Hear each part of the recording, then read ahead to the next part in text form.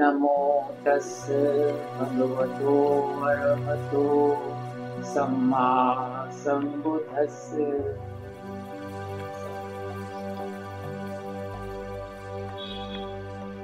अपमादरतो भिक्षु पमादे भयदस्यवा अभपो परिहाणाय निब्बान से वसंती के निब्बान से वसंती। अर्थात जो भिक्षु अप्रमाद में रत हैं, जो साधना में संलग्न है, मेहनत करता है और प्रमाद से भयभीत होता है, प्रमाद से वो डरता है, ऐसा भिक्षु का पतन होना असंभव है। ऐसा भिक्षु निर्वाण के समीप होता है। यह धम्मपद की अपमाद वग की गाथा 12 नंबर की है। ओवरऑल अगर देखा जाए तो ये 32 नंबर की गाथा है। पिछले कुछ समय से हम धम्मपद के गाथा और कथा के ऊपर हम धर्म देशना सुनते आए हैं। धर्म देशना हम एक श्रृंखलाबद्ध हम चला रहे हैं। तो उसी की श्रृंखला में आज ये धम्मपद की अपमाद वग की अंतिम गाथा की धर्म देशना है। शुरू करने से पहले छोटी सी औपचारिकता। आप जो ये दृश्य देख रहे हैं, एक मैंने यहाँ हमारे गांव में छोटा सा एक विहार बनाया है और यहाँ में धम्म का काम जब तक हूँ तब तक धम्म का काम करने का मेरा इच्छा है। और आप जानते हैं कि मेरा चैनल भी लॉग धम्मा है, वो पूर्णतः धम्म को समर्पित है, धम्म कार्य को समर्पित है। तो इस विहार के लिए यहाँ कोई भिक्षु आते हैं, यहाँ 1-2 दिन रह सकते हैं और यहाँ धम्म काम का कुछ ना कुछ आयोजन कर सकते हैं। इस मायने से मैंने ये छोटा सा विहार जैसा बनाया है। जगह बड़ा नहीं है, एक रूम है और ये मूर्ति है, मैंने स्थापना किया था वैशाख पूर्णिमा के दिन। लेकिन ये जो यहाँ रूम है उसमें कुछ बेसिक जरूरियात का होना जरूरी है, जैसे कि टॉयलेट, बाथरूम इत्यादि है और भी कुछ छोटी मोटी जरूरियातें हैं। ऊपर मुझे थोड़ा थर्मोकोल वगैरह भी लगाना है और थोड़ा बहुत मानी बेसिक जो जरूरियातें होती है, हमको ज्यादा प्रतिकूलता भी ना हो और ज्यादा अनुकूलताएं भी ना हो, ऐसा इस विहार का आयोजन करना है। और यहाँ इस तरह का आयोजन है तो उसके लिए मुझे थोड़ा बहुत डोनेशन का जरूरत पड़ेगा। तो जितने भी लोग चैनल को देख रहे हैं और खास करके गुजरात में भी बहुत सारे लोग चैनल को देख रहे हैं, तो उन सभी से निवेदन है कि बाबा साहब और भगवान बुद्ध के धम्म के कारवा को आगे बढ़ाने के लिए, अपनी पुण्य पारमी अर्जित करने के लिए यथाशक्ति आप डोनेशन देंगे तो मैं इस जो विहार का जो बाकी काम है अधूरा है उसको मैं पूरा कर सकता हूँ। ये जितना भी ये बनाया इसके पीछे तकरीबन 50,000 का खर्च हुआ है। जो मेरे पास जो कुछ दान की रकम थी वो उसमें मैंने खर्च किया है। तो मेरे पास ज़्यादा इतना डोनेशन नहीं होता है क्योंकि मैं मानी ज़्यादा लोगों के पास मांगता नहीं। तो आप सबसे जितने भी लोग चैनल देख रहे हैं उनसे मेरा अनुरोध है कि यथाशक्ति आप डोनेशन दें तो हम धम्म का काम आगे बढ़ा सकते हैं। और भी मेरा कुछ धम्म का काम में और भी मेरे कुछ संकल्प हैं, वो पूरा करने के लिए फाइनेंशियली बैकअप अच्छा होना बहुत जरूरी है। तो आप यथाशक्ति दान देकर अपने पुण्य पारमी अर्जित कर सकते हैं। ये थी प्राथमिक औपचारिकता। शुरू करने से पहले भगवान तथागत सम्यक संबुद्ध को पंचांग प्रणाम करता हूँ। बाबा साहब के प्रति कृतज्ञता व्यक्त करता हूँ जिनकी बदौलत हमको धम्म का प्राप्ति हुआ है। और चैनल वे ऑफ धम्म को देख रहे हैं आप सब श्रद्धावान उपासक उपासिकाओं के प्रति मंगल मैत्री व्यक्त करता हूँ। जितने भी लोग चैनल देख रहे हैं उनसे भी मेरा एक नम्र निवेदन है कि जितना हो सके उतना चैनल को आगे बढ़ाने में सहयोग दें, सब्सक्राइब करें, वीडियो को शेयर करें। हालांकि इतना मेरा इतना क्वालिटी नहीं होता है, इतना कम्युनिकेशन वगैरह नहीं होता है, लेकिन मेरा एक छोटा सा नम्र प्रयास रहता है कि धम्म का कारवां आगे बढ़े। तो ये छोटी सी औपचारिकता थी और आगे बढ़ते हैं धम्म देशना में। अपमाद वग की गाथा नंबर 12।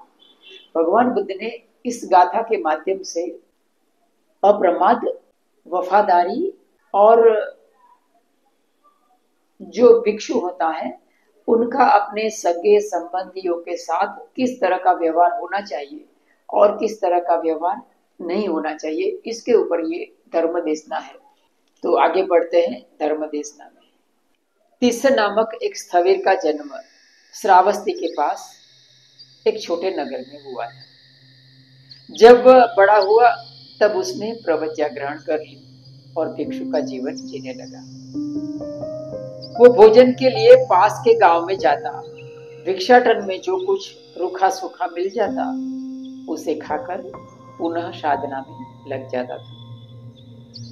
वो किसी प्रकार के कार्यक्रम आयोजन में हिस्सा भी नहीं लेता था।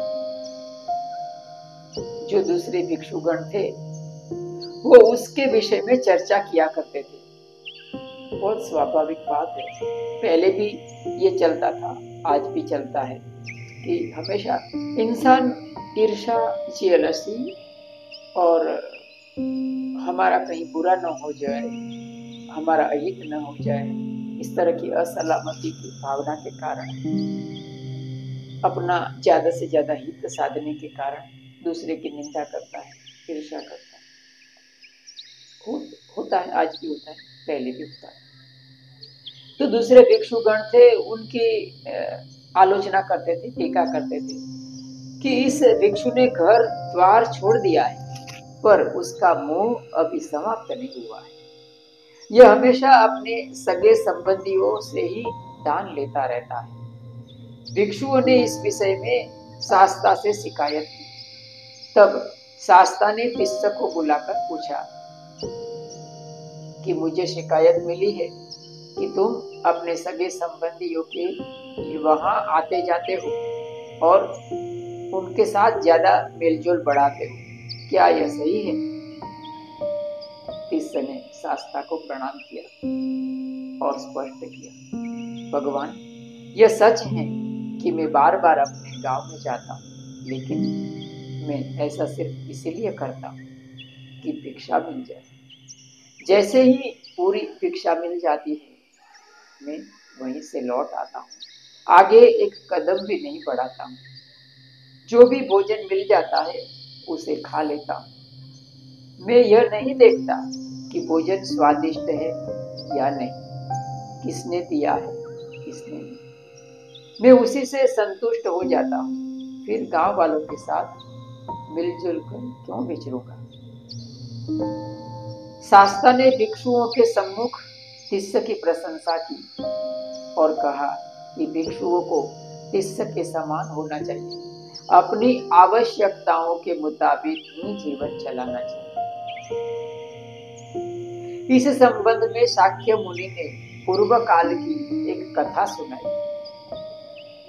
किसी एक समय एक गुलर के पेड़ पर पक्षीराज तोता रहता था। गुलर का पेड़ अर्थात कोई छोटे छोटे फल का पेड़ रहा होगा, जैसे ये सेतुर का पेड़ होता है जिनको पंछी बहुत खाते हैं फल को, ऐसा कोई पेड़ रहा होगा। किसी एक समय गुलर के पेड़ पर पक्षीराज तोता रहता था। उसके साथ उस वृक्ष पर अनेक दूसरे पक्षी भी रहते थे। धीरे धीरे पक्षी गुलर के सारे फल खा गए, वृक्ष फलहीन होने लगा। सभी पक्षियों ने दूसरी जगह जाने का विचार बनाया। पक्षीराज ने कहा, तुम लोगों को जाना है तो जाओ, मैं इस पेड़ को छोड़कर नहीं जाऊंगा। जो कुछ भी बचे कुचे फल है उन्हें खाकर मैं अपना जीवन चला लूंगा, चाहे जो भी हो मैं यहीं पर रहूंगा, ऐसा वो तोते ने कहा। सभी पक्षी चले गए लेकिन तोता वहीं पर रुक गया। यह देखकर इंद्र तथा उनकी पत्नी सुजाता ने परीक्षा लेनी चाहिए। पेड़ को इस प्रकार हिलाया मानो जैसे वो गिर रहा हो, गिर जाने वाला हो। ऐसा तूफान भेजा जैसे कोई बाज झपट्टा मार रहा। फिर भी वो तोता विचलित नहीं हुआ। तब इंद्र और सुजाता ने उनसे पूछा कि वो पेड़ छोड़कर क्यों नहीं गया।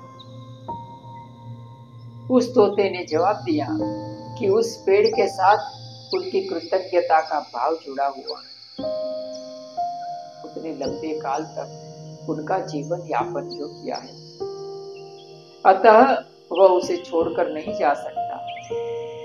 उस जन्म में वह तोता बुद्ध स्वयं थे और अनिरुद्ध शक्र इंद्र था। तब शास्ता ने यह गाथा कही थी, अपमाद रतो भिक्षु पमादे भयदस्सिवा अबभ्भो परिहाणा निब्बान सेव साधु।